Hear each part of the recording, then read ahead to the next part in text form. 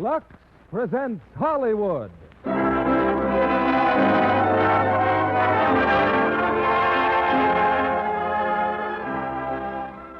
Lever Brothers Company, the makers of Lux Toilet Soap, bring you the Lux Radio Theater, starring Fred McMurray and Ava Gardner in Singapore. Ladies and gentlemen, your producer, Mr. William Keighley.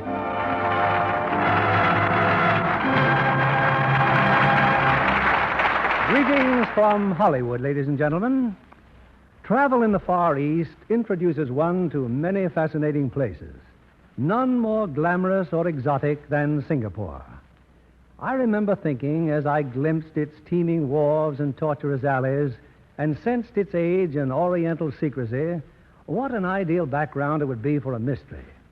Tonight, I seem to be rewarded, as indeed you are as well, with the first screenplay to use present-day Singapore as its locale. And our stars are straight from the cast of the Universal International Picture Singapore, Fred McMurray and Ava Gardner. No one who has ever visited the Far East, as Mrs. Keighley and I did, could possibly forget the internationally famous Raffles Hotel, a crossroads of the world. And if my memory serves me right, Lux Soap was among the welcome modern touches there, as it is right here in Hollywood. In fact, my good friend Hernando Cortright, president of the Beverly Hills Hotel, host to so many famous screen stars and celebrities, assures me that Lux Soap is part of every room's hospitable appointments, a friendly, thoughtful way of saying welcome to a guest. From Hollywood to Singapore, we bring you now our first act, starring Fred McMurray as Matt Gordon and Ava Gardner as Linda Graham. Our theater lights are dimmed as the curtain rises.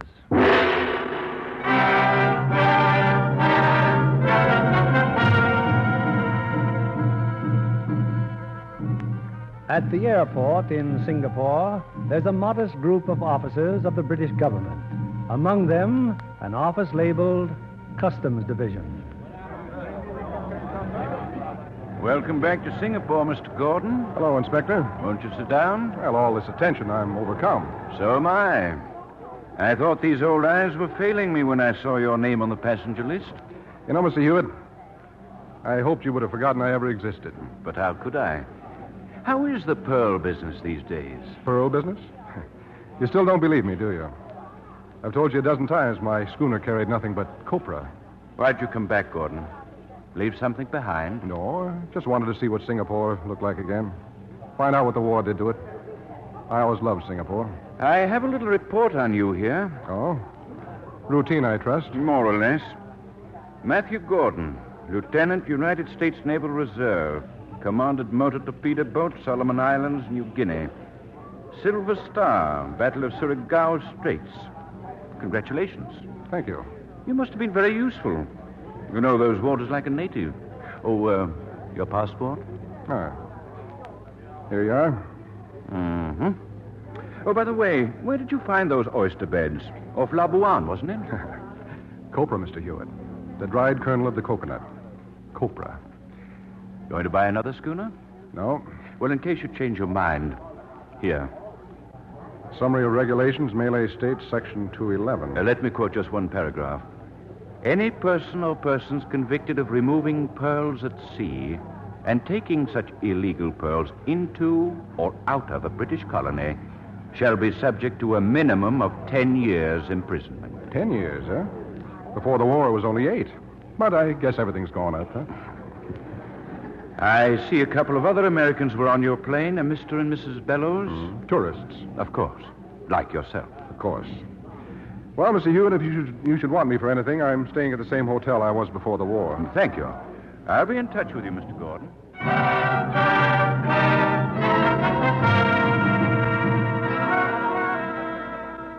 Mr. Gordon. Oh, how good to see you again. I think of you many times, Mr. Gordon. It's good to see you, Catum. You had a rugged time, huh? I was in a concentration camp. That's past. How are you fixed for accommodations, Catum? For you, there is always room at this hotel. Uh-huh. Any chance of getting that suite I used to have? 202, wasn't it? Yes, quite a memory. I'm terribly sorry. 202 has been already reserved for a Mr. and Mrs. Bellows. I could put you right next to them, though.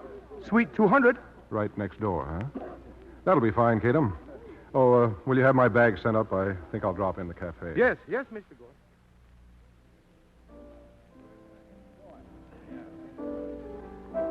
I can give you a table at the window, sir. No, this one will do. Bring me a gin sling, will you, please? Yes, sir. It's been 5 long years since I've been here, but nothing really has changed. Things I'd hoped I'd forgotten, I can't forget. It almost seems that I returned to Singapore just to see this bar again, this table again. It had been our table, Linda's and mine. Linda Graham. We'd known each other only a short time. And then the war came along, and there I was at the dock saying goodbye to her. But why must I go, Matt? Why can't I stay here with you? Darling, we've been through all that. There's a war on. This is the last ship out of Singapore. But we may never see each other again. Missy Graham! Oh, there's Ming Ling. She made it.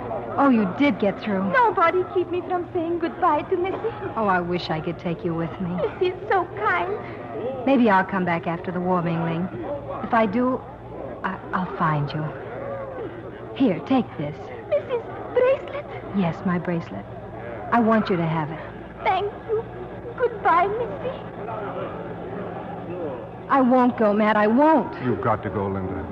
Just don't forget me. Whatever happens to either of us, I'll find you, Matt. Nothing's going to happen, darling. Now, go up that gangplank. Goodbye, darling.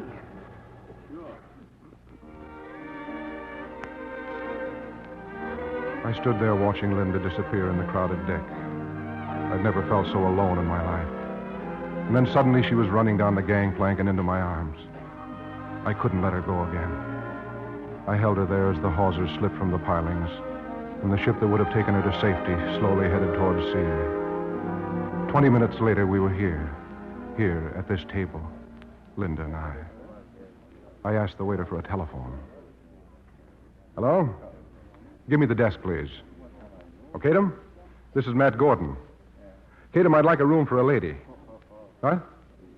Well, only for a day or so, and then we'll both be in suite 202. No, it's all right, Tatum. Don't worry. We're going to get married. Oh, thank you, Tatum. He says he hopes we'll be happy. He should know how happy. Is that the way you propose? Yeah. I accept.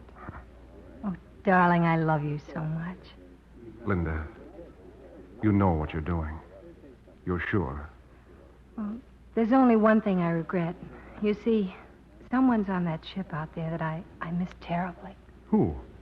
The steward who has my luggage. Uh-huh. All my alluring clothes. Well, tomorrow you can buy all the clothes you want. And who are you? A rich man? I'm a pirate. In my rooms upstairs, there's a buried treasure. Buried? In the floor? Oh, no, that'd be too easy. It's in the ceiling.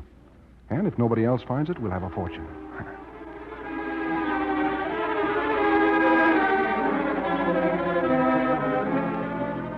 The next morning, Linda and I went to a mission. We'd be married then and there. The minister's wife was listening to a radio in the next room. You wish to arrange for a wedding? Well, first your names and date and place of birth.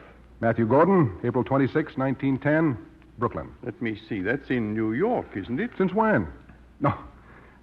Yes, sir, that's in New York. And you, young lady? Linda Graham, September 11th, 1919. Rochester, New York. Linda, Graham. H-A-M-E. There's an E on the end. There's an E on the end? Yes, darling. Well, what do you know? You haven't known each other very long? Oh, 9 days. Well, now, if you'll each sign here, please. You understand this is just a notice of intention to wed. You'll have to wait 3 weeks for the banns to be posted. 3 weeks? Well, it'll give you time to get better acquainted. Yeah, but we... Excuse me, yes? The radio. They just said a very important announcement is coming. Listen. They said everyone should stand by. Attention, please, attention. Penang has just been bombed by 2 flights of Japanese aircraft. Japanese ground forces have invaded the northern part of the peninsula. All military personnel and local defense corps are ordered to report to stations at once. I will repeat. Turn it off, Penang Emily. has just Thomas, what are we going to do? Make the best of it, Emily. Under the circumstances, sir, wouldn't it be possible for us to be married sooner? Couldn't you forget the regulations just for once? Perhaps. Be here Wednesday night. I'll try to arrange for a special license by then. Wednesday. I can't promise to have it that early, Mr. Gordon, but bring 2 witnesses and a ring just in case. 4 more days to wait. 4 more days. On Christmas Eve, they put up a tree in the hotel lobby. There was a tinsel star on the top of the tree with the words, Peace on Earth. Let's get our presents, Matt. We can open them down here under the tree. Oh, no, there are too many people here. All right. Then run up to your room, darling. I'll join you there in a minute.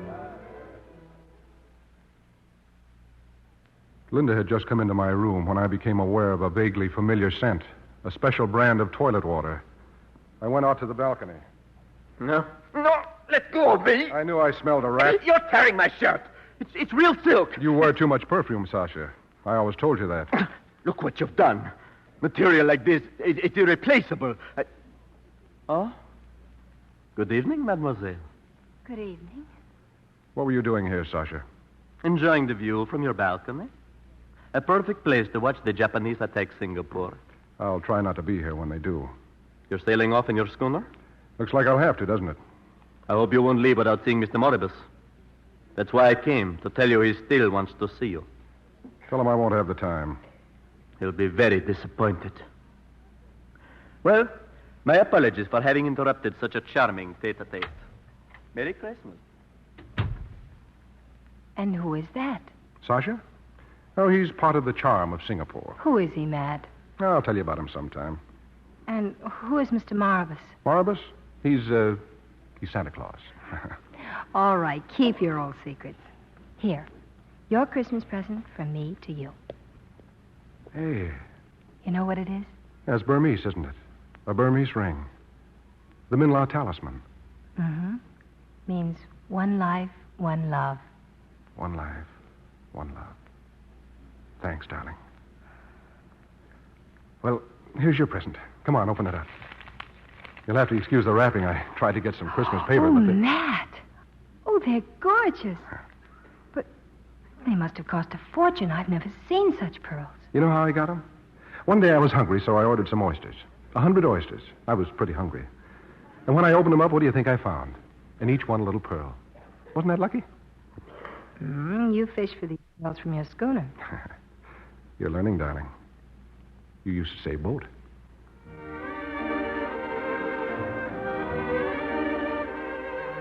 The next day was more than Christmas to Linda and me. It was our wedding day. The war news was getting worse, but we had happier things to think about. We found Mingling, the little native girl who'd been Linda's housemaid. She would be one of our witnesses, and the other be Sabar, the mate of my schooner. Late that afternoon, Linda and I wandered into the hotel bar.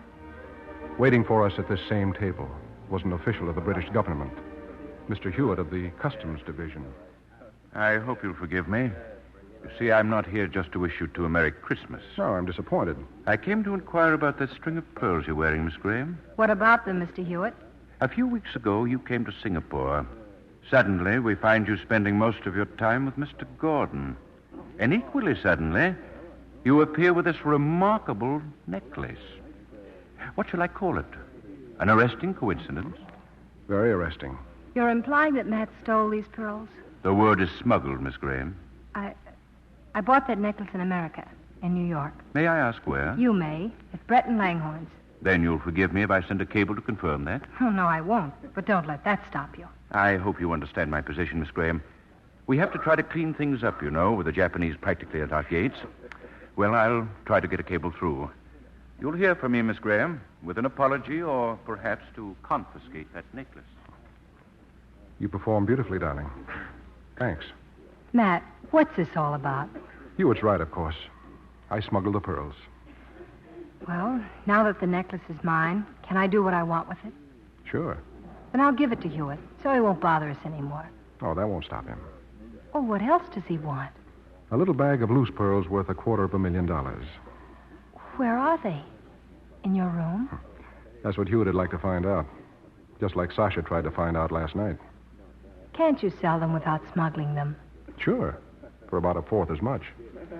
Does that make it worth the danger? Well, maybe that's what I've liked about it.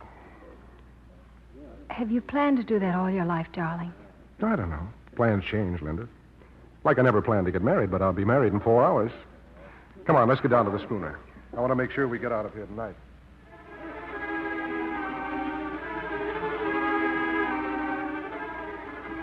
Everything was set aboard the schooner. Then we picked up Ming Ling and Sabar. We'd take them back to the hotel with us. With the Japs closing in, we knew we'd have to stick close together. But when we were near the hotel, a military guard stopped us. Sorry, sir. You can't go any further. What's going on? We were just going to the hotel. The government has just taken over the hotel, sir. It's a military base. No, but we live there all our... Better see the sergeant, sir. He may be able to help. I told Linda to go on to the mission with Sabar and Ming Ling, to wait for me there. I know I shouldn't have left her. But the pearls... I'd run so much risk to get them and to keep them. I had to get back to my rooms in that hotel. It took me a half an hour to get a pass. By then, enemy planes were already over the city. But I didn't turn back. The pearls had become an obsession. I had to have them. Come in. I'm Matt Gordon. Oh, yes, Mr. Gordon. I understand these rooms belong to you. Well, we've moved your things to the corner there. Help yourself. Oh. Well, it's all right. I'll come back later. I'll get them later. It'll be very likely much later, if there's anything left at all. There was nothing I could do, not with a British major and 4 men in the room. I ran most of the way to the mission. The bombing had started and Singapore was in a panic. And then I saw it. The mission, what was left of it, burning like a torch. And huddled in the gutter, Ming Ling and Sabar. Ming Ling. Where is she, Ming Ling? Where is she? Sabar. It's a train. Still in there, Tuan. In there? No, Tuan. Come back. Come back.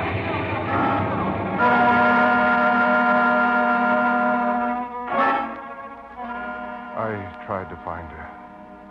Maybe I would have found her. I don't know. A wall gave way and I didn't move fast enough. When I came to, I was in the street. Sabar had dragged me out. We searched for hours everywhere until there was no hope left. When we finally went to the schooner, I knew Linda was dead. During the night, we left Singapore with as many refugees as we could carry. I never meant to come back again. But now, 5 years later, I am back. But not for memories. $250,000 worth of pearls would bring anyone back. I hate to disturb your reverie, Mr. Gordon. Oh. Well, Sasha. Nice to have you back in Singapore again. That's funny. That's what Hewitt told me. And that is what Mr. Moribus would tell you, too. Oh, is he still around? Oh, yes. I've got nothing Moribus wants. But he has something that you may want. Oh? Something that belongs to you, Mr. Gordon. What is it? How should I know? Okay. Tell your boss I'll drop around tonight.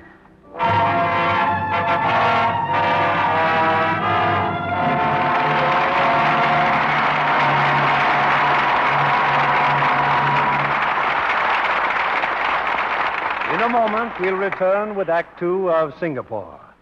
Meanwhile, here's Libby Collins, our Hollywood reporter. What's on your list tonight, Libby? 2 brand new hits, Mr. Keeley. The one I'd like to talk about first is the Enterprise Productions picture Body and Soul. In which John Garfield plays the role of a prize fighter. Yes. The prize fight scene at the end is really terrific. I know I left the preview completely exhausted just from watching it. John takes a lot of punishment in Body and Soul. But he certainly has an incentive with lovely Lily Palmer as the heroine. And sultry red-haired Hazel Brooks as the other woman. Hazel Brooks plays the torch singer and wears some gowns that can only be described as, well, exotic. Have you seen her, Mr. Kennedy? I have, Libby. And I'd say exotic is the word for Hazel, too. And how would you describe that smooth Lux complexion of hers, John? Oh, that's easy. Glamorous, gorgeous, exotic. Which reminds me, Libby, what's that other brand new hit you said you had on your list? It's the one screen stars are talking about.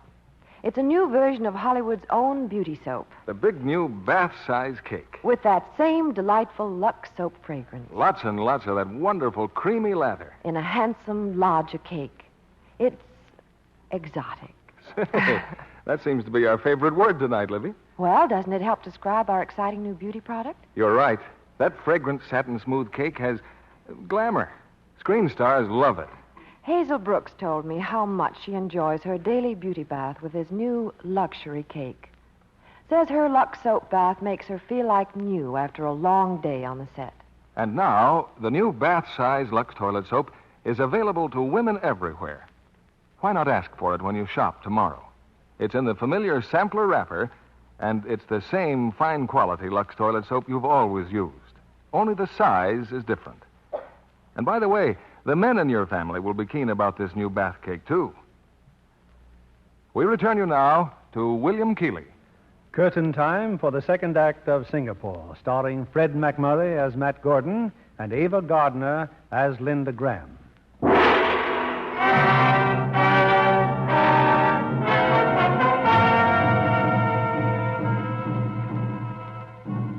It's a few minutes later. In an antique shop on a fashionable street, the man called Sasha has a report for Mr. Maribus. Gordon will see you tonight, Mr. Moribus. Good. What else? Mr. Hewitt spoke to Gordon at the airport. Gordon then came to the hotel, asked for his old suite of rooms, but could not get them. No? They had been rented. Mr. and Mrs. Gerald Bellows, American tourists. Gordon got the suite right next door. Well, I am right. The pearls are still in Singapore, in his old rooms in that hotel. This Mr. and Mrs. Bellows. Gordon knows them. He was talking to them at the airport when Hewitt sent for him. Tourists, sir. My instinct tells me something, Sasha. Mr. Gordon is going to be very kind to Mr. and Mrs. Bellows.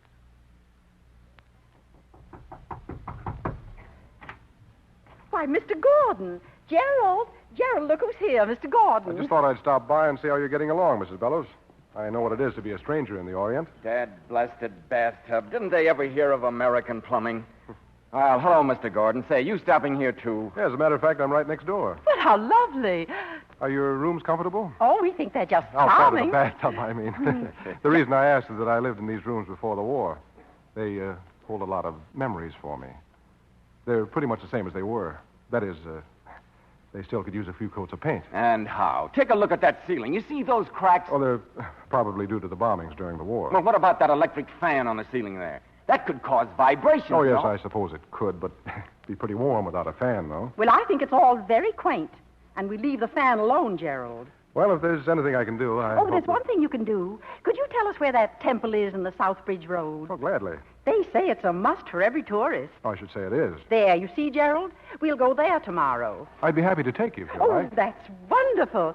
Now, how about you having dinner with us tonight? We'd sure like to have you, Mr. Gordon. Well, thanks a lot. I'm afraid tonight I'll be pretty busy. Oh, dear.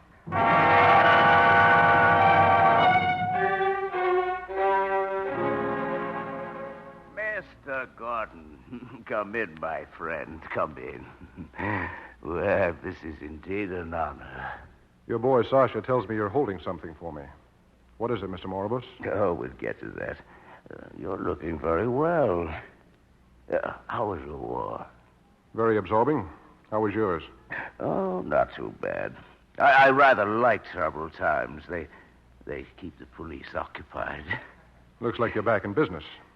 But I'm not. I came to Singapore for sentimental reasons only. You came back to get $250,000 worth of pearls. Uh-huh. I did? Tell me more, Mr. Moribus. In 1941, you were at sea for 5 months. You can bring up a lot of pearls in 5 months. But strangely, when you left Singapore, you took no pearls with you. Is that so? Yes, that is so. Among the refugees you so heroically evacuated was an acquaintance of mine. He assures me there were no pearls aboard your schooner. So? Well, pearls are very scarce. And I'm willing to buy yours at a price. But I do mean to have them. There aren't any pearls, Mr. Moribus. I traded only in copra. I have a sample of your copra, Mr. Gordon, here on my desk. You remember this necklace of beautifully matched copra? Where did you get that? It was found among the debris of a bombed-out mission. I would gladly give you this necklace when you sell me the other pearls I know you have hidden. No deal. And stop bothering me. I'm not going to be here long, and I've quit being sociable. Good night, Mr. Moribus.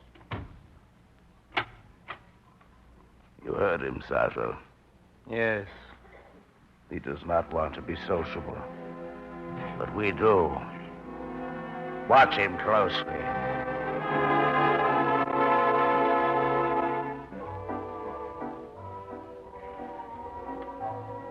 Well, Mr. Bellows, I've shown you the Oriental aspect of Singapore. Now, here is what Western civilization has accomplished. A nightclub, just like at home. Well, this is more like it. Yes, sir. This I think I'm going to like. Oh, very well, Gerald. But it's no different than Minneapolis. That's just what I mean. Good evening. Good evening. Table for 3, right near the dance floor. This way, please. Don't worry, Mrs. Bellows. We don't have to stay long. There's a Chinese theater down the street. Maybe we can... No.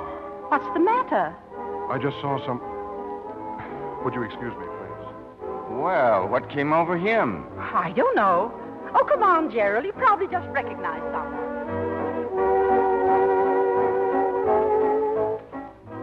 Linda. Linda. Oh, are you speaking to me? You don't know me? I'm sorry, but I'm afraid I don't. I think you're confusing my wife with someone else. Your wife? Yes, I guess I am confused. I beg your pardon. That's quite all right. Captain. Yes, sir? That lady in the white dress. Can you tell me the name of the gentleman who's with her? That's Mr. Michael Van Leyden, sir. He owns a plantation at Medang. Thank you.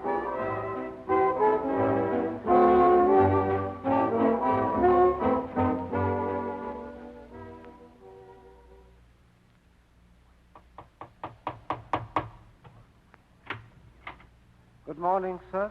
Is Mrs. Van Leyden home? Your name, sir? Matt Gordon. I'm an old friend of hers. If you'll wait in there, sir, I'll announce. Mr. Gordon, won't you come in? Linda. Why, you're the man who spoke to me last night. Linda, look. There's no one around now. What's the matter? What's happened to you?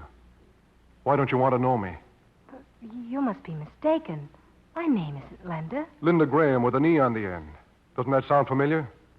I'm afraid it doesn't. We met here in Singapore 5 years ago. You had a servant named Ming Ling.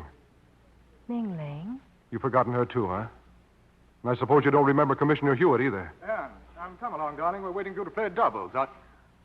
Oh, I beg your pardon. This is Mr. Gordon, dear. My husband, Mr. Van Leyden. We, sort of met last night, didn't we? Mr. Gordon insists I'm someone else, a Miss Graham. Or is it Mrs.? Obviously a case of mistaken identity. But he said may I speak to you for a moment? Yes, of course. Will you excuse us, Mr. Gordon? I'd like to see you, though, before you leave, I'll wait on the veranda. Thank you. Michael. We knew something like this might happen, didn't we, darling? Yes, but now that it has happened, it's such a shock, Michael. Names, people, and not being able to remember. Darling, have you been happy with me? Yes, you know that. Then doesn't that answer everything? We don't have to know about the past. Would it make any difference to you? Oh, it might make a lot of difference. To both of us. I rather expected this visit from Mr. Gordon. I thought I'd try to find out who he is. I did. From the police. They're very interested in him. Do you trust me, Anne? Yes, more than myself. Then let me handle this alone.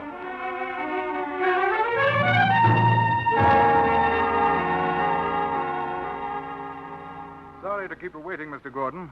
My wife sends her apologies. That's understandable. You knew her before the war? Yes, I knew her. And you're still concerned about her? Certainly I'm concerned about her. What's wrong with her? Why doesn't she remember me? My wife remembers none of her past. She only remembers her life from the time she woke up in a hospital after an air raid. So, that's what happened. Yes. We met in a hospital. And then we were 3 years in a prison camp. We've built a whole new life. She's happy, and I want her to remain that way.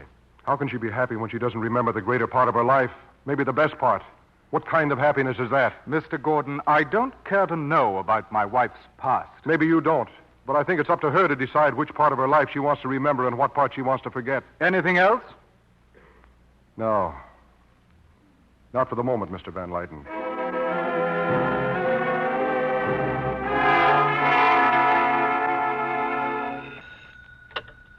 Hello? Mrs. Van Lyden? Yes. This is police headquarters, Mrs. Van Lyden. You inquired several days ago about a native girl named Ming Ling. Oh, yes. You've located her? Surprisingly enough, we have. She's married to a storekeeper in the native quarter. If you have a pencil, Mrs. Van Lyden, I can give you the address.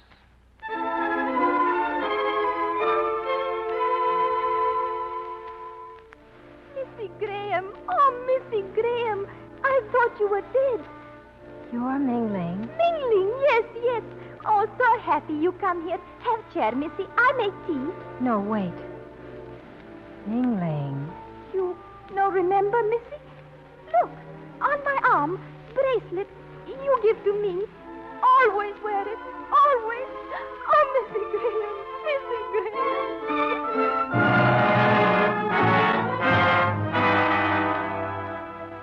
I don't understand it, Mr. Moribus. I tell you, Gordon has made not the slightest effort to learn if the pearls are still in Suite 202 or not. You are too impatient, Sasha. Gordon is not impatient. For one thing, Mr. and Mrs. Bellows have those rooms now. And for another, he's smart enough to know that he is being watched by us and Mr. Hewitt. As far as I can see, he's only interested in that lady who now calls herself Mrs. Van Lyden. Ah, that's sentiment. The pearls are business. Nevertheless, he's bought another schooner. Is that also sentiment? That's what I intend to find out. Tell your friend to come in. Pepe, come in. Pepe and I used to work together, Mr. Moribus, before I joined you and big business. Pepe's had a conference with Mr. Gordon. Oh? What about, Pepe? I'm a loyal man. What's in it for me if I talk? Double as much as if you don't. That's 200 American dollars. After you've shown me how disloyal you can be. Well, sir, I'm in the business of manufacturing official papers. Unofficially, of course. Mr. Gordon wants an American passport for a lady. The name is Graham. He wants to take her on a voyage, with or without her consent. Well, now. And when does this voyage take place? Mr. Gordon has to complete certain arrangements first. That's all I know. Give me the money, Sasha. Thank you, Mr. Mortimer. Now go. If you want to know anything else, Sasha knows where to find me. With or without her consent. Interesting. Very. Tell me something, Sasha. Have you other friends in Singapore? Good friends like Pepe? I think we can use one or two such friends. Now.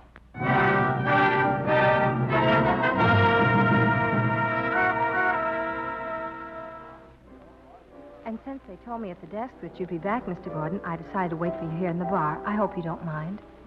You'll excuse me if I seem a little bewildered.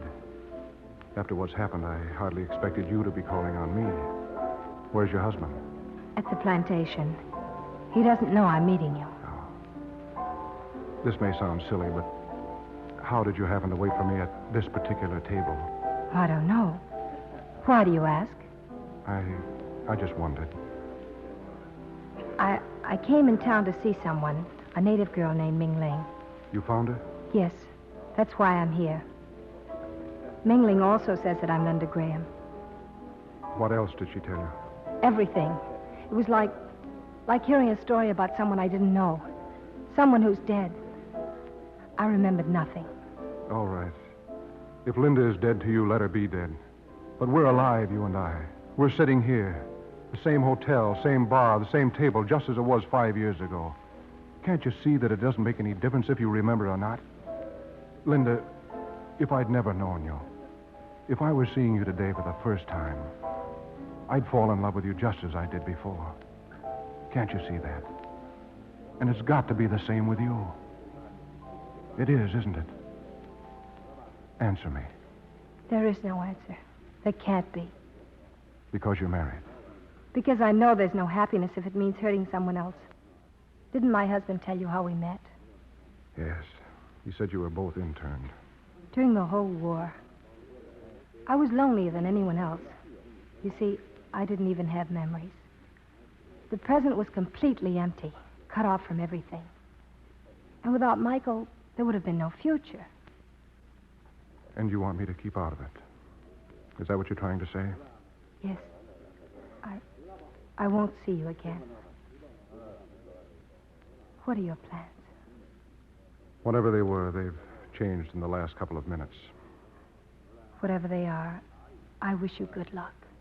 Thanks. I'd like to go now. There's just one more thing.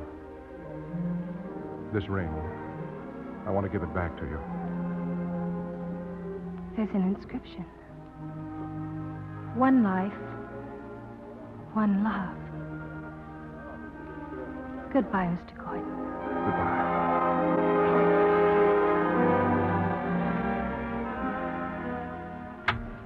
Oh, Mr. Gordon, I thought I heard you in the corridor. Oh, hello, Mrs. Bellows. Do come in, Mr. Gordon. We want to say goodbye. Oh, you're leaving? When? Hello, Mr. Gordon. When would you guess we'd be leaving? At a reasonable hour? Oh, no. 5 a.m., 5 o'clock in the morning. Oh, would I like to meet the maniac who thinks up tourist schedules. How about a drink? No, thanks. I've got to do some packing myself. Oh? You see, I'm leaving Singapore, too. We'll be on the same plane again. Well, what a wonderful coincidence. Yes, isn't it? Mr. Bellows, sir. Yes? Excuse me, sir, but the sightseeing car is leaving in 5 minutes. Oh, thanks, son. Oh, you can come up later and get our luggage. It's all packed. Yes, sir. One last fling, huh? Another temple.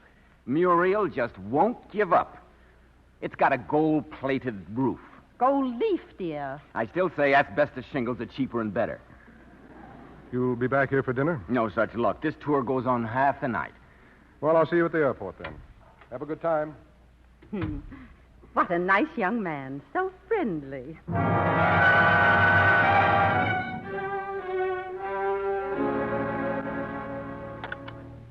is service. Give me the desk, please. Hello? Oh, this is Matt Gordon, Caden.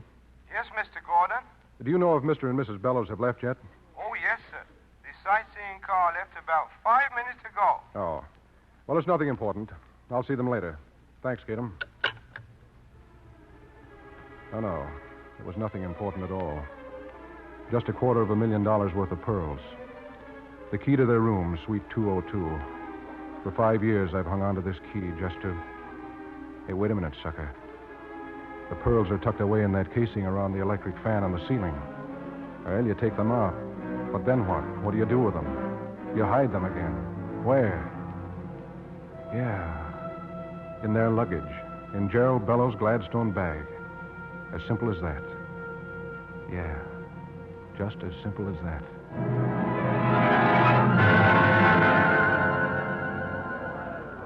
Oh, good afternoon, Mr. Hewitt. Hello, Caden. Mr. Gordon in, do you know? Yes, sir. Should I announce you? Oh, no. I want to make it a surprise visit. Suite 200, isn't it? Yes, sir. Suite 200.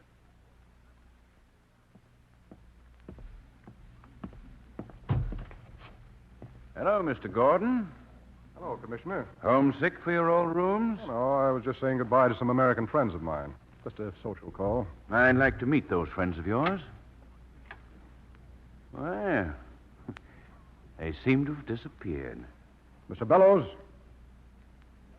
Yes, they do seem to have disappeared. Come on, Gordon. Let's have the pearls, eh? Pearls? Mind if I search you? I know. Go right ahead. Excuse, please. Yes? May we take the luggage now, sir? Oh, go ahead. It's all right with me. Anything else, Commissioner? Yes. Suppose we have a little talk in your rooms. Fine. You can forget about the pearls for a moment. I hear you met the Van Leydens. That's right. And she was here in the bar with you early this afternoon. Yeah. Did she seem all right when she left? Certainly. Why? Because she never got home. What do you mean she never got home? She's disappeared. I thought you might know something about it. No. No, I don't. Perhaps not. How did she leave here? In a taxi? I don't know. I stayed in the bar. Any idea? No. I don't like this, Gordon. If you find out anything, call my office. I don't like it either. Yeah, I'll call you. We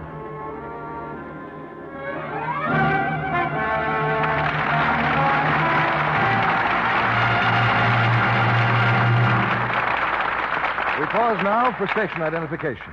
This is CBS, the Columbia Broadcasting System.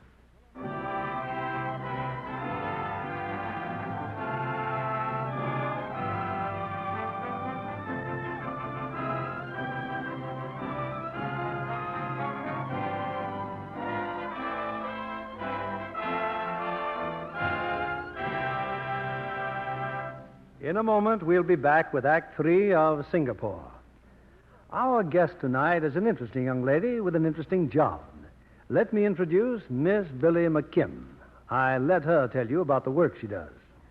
I'm with Universal International, Mr. Keeley, and my job is to escort important studio visitors who want to see pictures being made. Famous names are all part of the day's work to you, then. You might say so, Mr. Keeley, and I just love it. No matter how busy and important they are, people are always delighted to watch a story being filmed. That was especially true of the Universal International picture, The Exile. Douglas Fairbanks, Jr. does some exciting fencing in that. Yes, Doug wrote and produced the picture, besides playing the leading role. Yes, and Douglas Fairbanks made full use of the opportunity to bring to the screen this romantic period of Holland's history. There's a lovely new blonde star, Paul Crocet, in The Exile. And beautiful Maria Montez plays the role of the Countess. Visitors to the set were fascinated by her traveling bathtub. Oh, yes, that huge copper affair. The kind used by wealthy travelers of those times. The script called for Miss Montez to be immersed in it, and the top closed down, leaving just a place for her head. That sounds highly uncomfortable. It was. But guess what Miss Montez did after the scene was over? I can't imagine. Took another bath in her dressing room. Another one? Yes. But what a difference. This time, she told me, it was a real 20th century luxury bath with her favorite beauty soap. I guess Mr. Kennedy wants to say something about that. I certainly do, because it was a very special beauty bath with the brand new bath-size Lux toilet soap. Well, Mr. Kennedy, I've visited all the dressing rooms at the studio, and the stars are certainly keen about the wonderful new bath size. I agree with them, too. That generous new case is so luxurious. Thank you, Miss Billy McKim. It's beauty news that the fragrant white soap 9 out of 10 screen stars use is now available in convenient bath size. Women everywhere who've tried it say... More of the rich, creamy Lux toilet soap lather. The delicate fragrance like a bouquet of fresh flowers. Such a joy to use. You'll agree when you try the new bath size Lux toilet soap. You'll say it makes your daily beauty bath more delightful than ever. Look for it in the familiar wrapper tomorrow. Here's your producer, William Keeley. Continuing with tonight's play, Singapore, starring Fred McMurray as Matt Gordon and Ava Gardner as Linda Graham. Our curtain rises on the third act.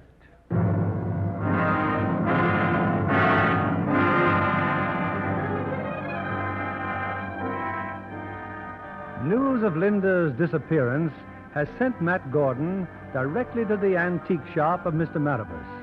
But if Linda has vanished, so have Mr. Maribus and Sasha. In desperation, Matt begins a search of the Singapore waterfront. Meanwhile, Commissioner Hewitt's returned to his office.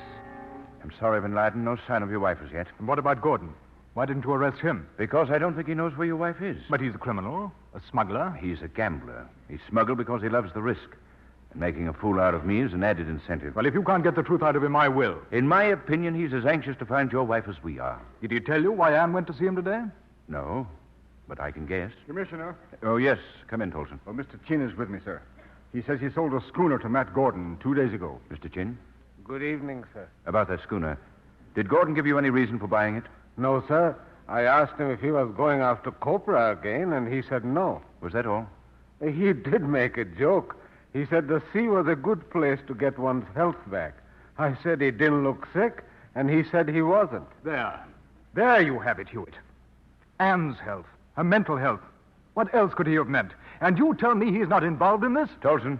Yes, sir. Bring Gordon in. About time. If he's not at the hotel, send out a general order. Yes, sir.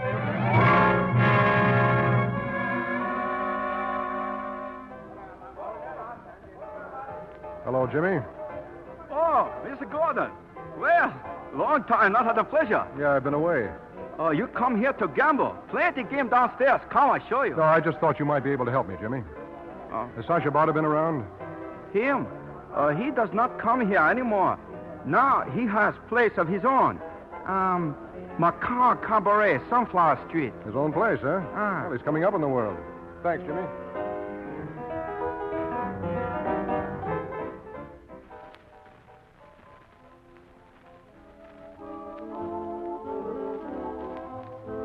Good evening, monsieur. Who are you? I'm the manager. The waiter said you wish to see me. I want to see Sasha Barter. Monsieur Bardet is not in. Then I'll wait. It's quite possible he will not come at all tonight. I'll take a chance. What are those rooms up there off the balcony? Private dining rooms, monsieur. All of them? And the office of Monsieur Bardet. I'll wait in his office then. It's quiet.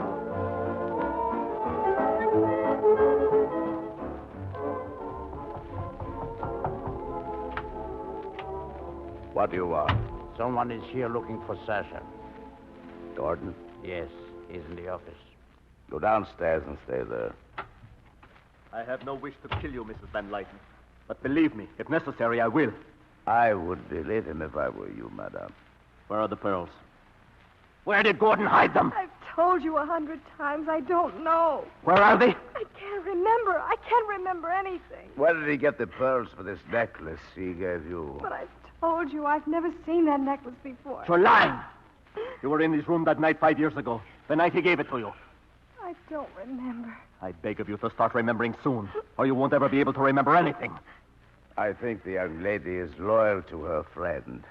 Let us see if her friend will be loyal to her. But he's here? He's here. Oh, I'm sorry, dear lady, but as they say in your country, business is business. Lock her in, Sasha. I'll join you and Mr. Gordon shortly.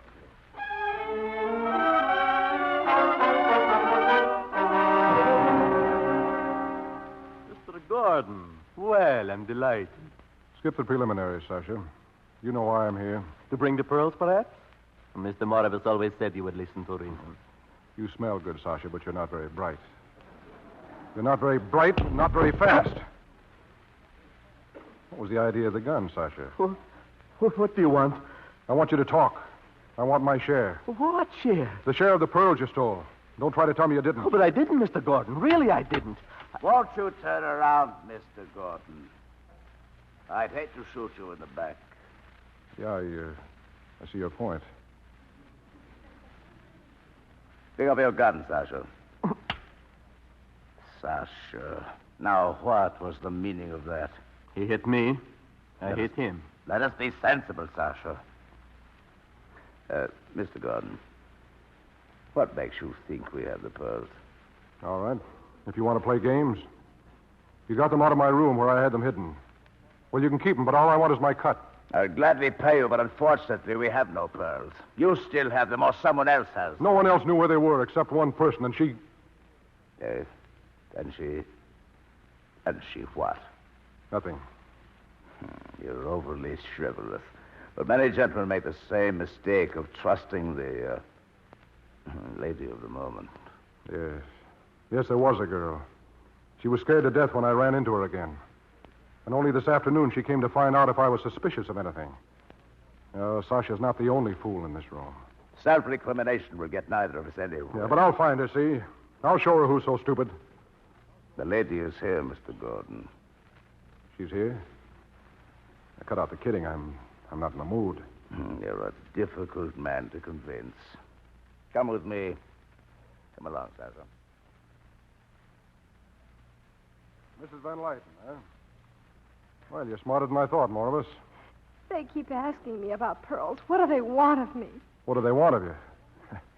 How long has she been giving you this, Moravus? Too long. I'll get the truth out of her. Just leave me alone with her. I prefer to watch, Mr. Gordon. All right. All right, come on, baby, spill it. So you wanted the pearls for yourself, huh? Didn't you even cut in your husband? Oh, please. Do I have to beat it out of you? I don't want to, but you're asking for it. Oh, I don't know. Give me your gun, Moravus. Oh, no. This I keep, Mr. Gordon. Then it looks as if I'll have to use my own.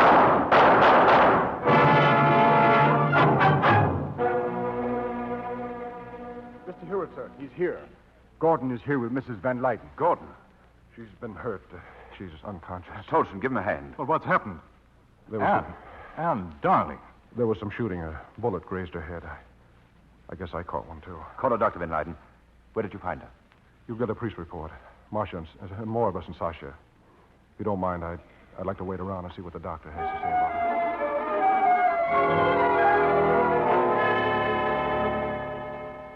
What is it, Doctor? Is she all right? She will be. Is she still unconscious? Oh, no. Incidentally, Mr. Gordon, see that you keep that arm in a sling for a couple of weeks.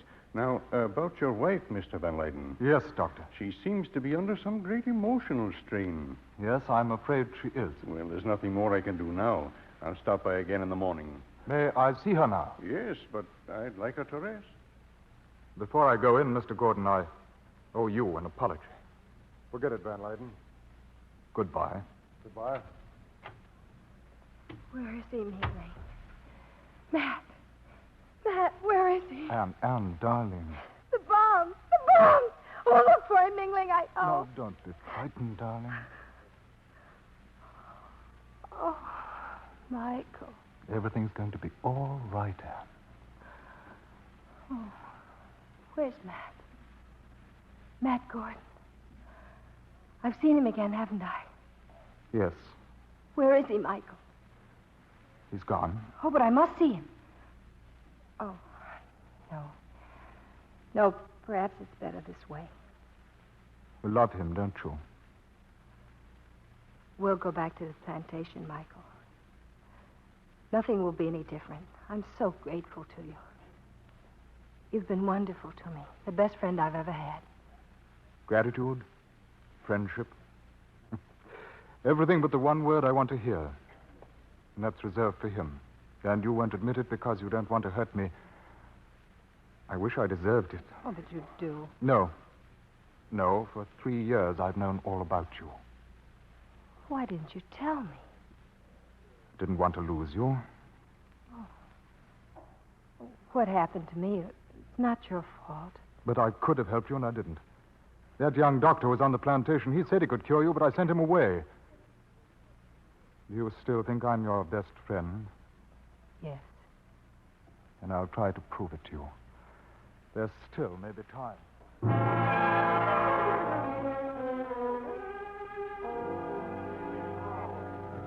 Flight 5, now ready at gate 2. Flight 5, now ready at gate 2. Gerald, just look at poor Mr. Gordon. His arm in a sling and those dreadful customs men just tossing things out of his bag right and left. I'm sorry. This is just routine. I'm glad they're my bags, Mrs. Bellows, and not yours. But they didn't even touch ours. Where are they? Our bags. Why, they're over there, aren't they? Oh, your luggage is inside, Mr. Bellows. The commissioner wanted to go over it himself. If they mess up those things of mine, I'll go straight to the American Consul. They won't, Mrs. Bellows. I'll go in and see that they don't. Open them all, Tolson. We'll have to go through the lot of them. I can save you some trouble, Mr. Hewitt. The pearls are in a shoebox in the Gladstone bag. And just to make it worth your while, here. Well, the necklace, too. Yeah. Moribus gave it to me. Is this a confession or a declaration? That's up to you to decide. Final call. Flight 5 for Manila, Honolulu, and San Francisco. Your plane? That's also up to you. Have a good trip, Gordon. Tolson, see the Bellows get the baggage. Yes, sir. You know, Hewitt, I'm sorry I'm leaving so soon. Just when I'm beginning to like you. And better get on that plane before I change my mind.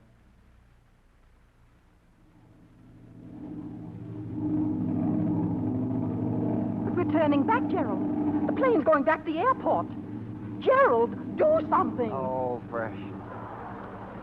for heaven's sake. Stewardess. Yes, sir? My wife insists that we're going back. Would you mind explaining to her that... But we are going back, sir. No reason for nervousness, ladies and gentlemen. We've been ordered back to the field. What's going on here, Mr. Gordon? Hewitt changed his mind, I guess. What's that? What's that? Nothing. Nothing at all.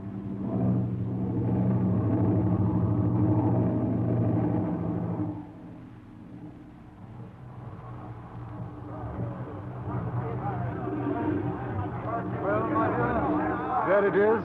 Your plane. And here. passport and ticket. Oh, Michael. No scene, darling. Goodbye. Good luck.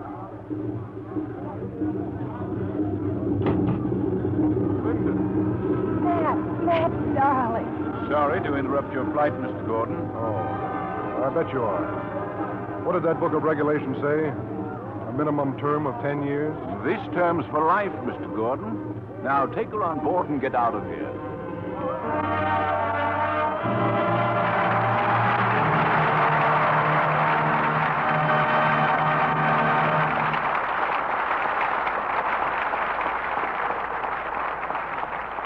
The curtain falls on Singapore and rises again on Fred McMurray and Ava Gardner, who return to the footlights for a well-earned curtain call.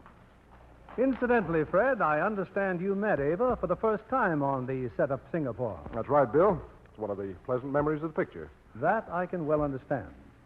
Fred, what's this about your going into farming in a big way? Yes, where is this farm I've heard so much about, Fred? Well, it's 65 miles north of San Francisco on the Russian River. We raise prunes and sheep, and we have a registered herd of milking shorthorn. The cows, you know. How many head? Oh, one to each cow.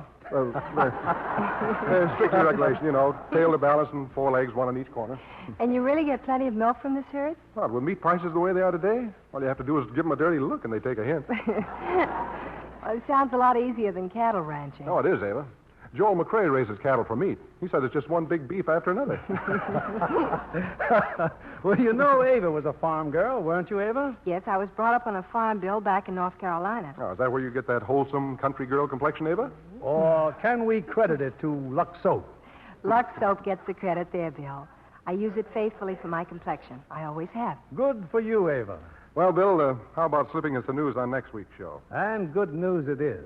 With another fast-moving mystery from 20th Century Fox, The Dark Corner, starring from the original screencast, Lucille Ball and Mark Stevens. That was a thrilling picture, Bill. Yes, and one combining intrigue, humor, and romance. A story packed with action and suspense. Your audience ought to eat it up, Bill. Good night. Good night. Many thanks to both of you, and come back soon. Before we leave, may I remind you, as I do myself, that the precious liberties we take for granted in America are not ours by inalienable right. They are not a gift from nature, but something that we fought and worked for through the years.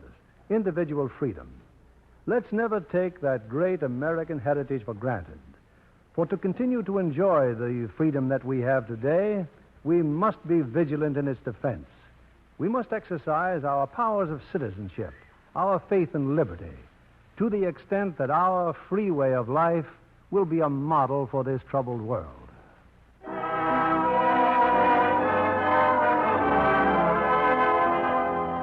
Lever Brothers Company, the makers of Lux Toilet Soap, join me in inviting you to be with us again next Monday evening when the Lux Radio Theater presents Lucille Ball and Mark Stevens in The Dark Corner. This is William Keeley saying good night to you from Hollywood.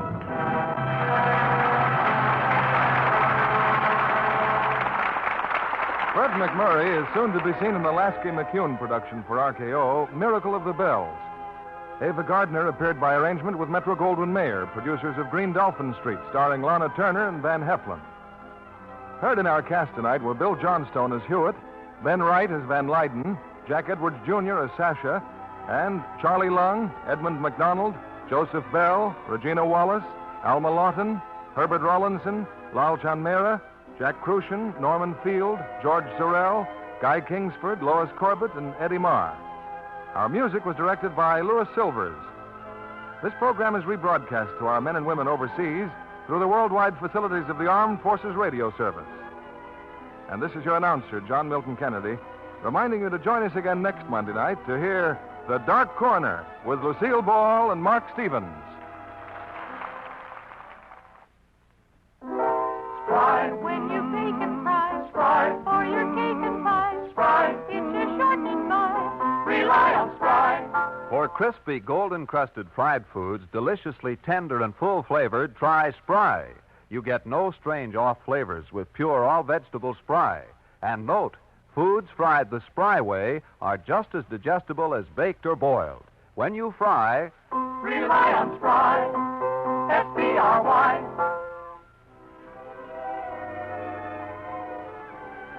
Be sure to listen next Monday night to the Lux Radio Theater presentation of The Dark Corner with Lucille Ball and Mark Stevens.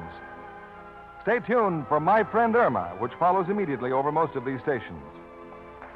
This is CBS, the Columbia Broadcasting System.